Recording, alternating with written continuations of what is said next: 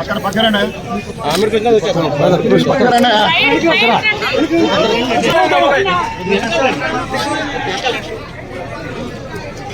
ముందు పోయినా లేకరాండి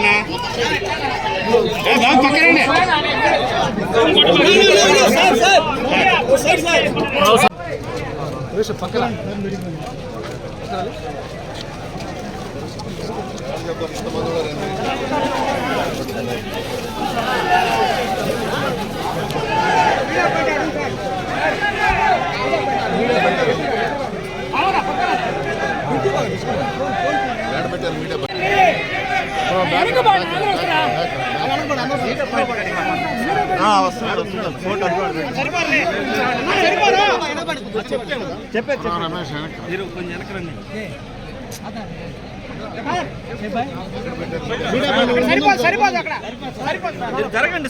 కోవూరు నియోజకవర్గ ప్రజలు, నెల్లూరు జిల్లా ప్రజల ఆశీర్వాదంతో, స్థానిక సంస్థల ప్రజాప్రతినిధుల ఆశీర్వాదంతో నామినేషన్ వేశాను.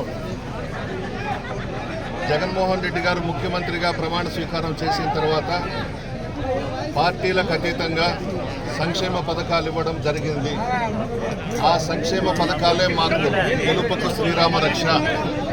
2019లో మాది రాజకీయ కుటుంబమైన జగన్మోహన్ రెడ్డి గారి బొమ్మ పెట్టుకొని గెలిచాను.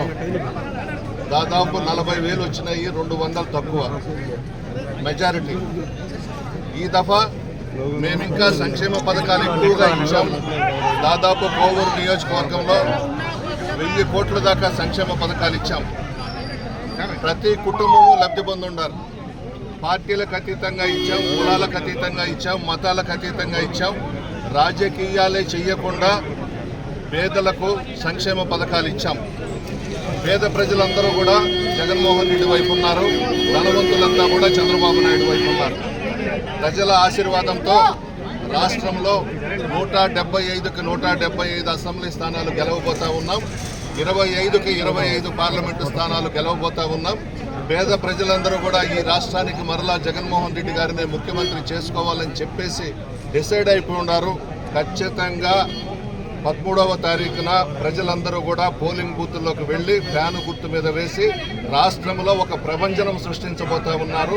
భారతీయ జనతా పార్టీ, తెలుగుదేశం, జనసేన పార్టీలు ఎంతమంది ఒక్కటైనా సింహం సింగల్గా వస్తుంది. పులివెందల సింహం జగన్మోహన్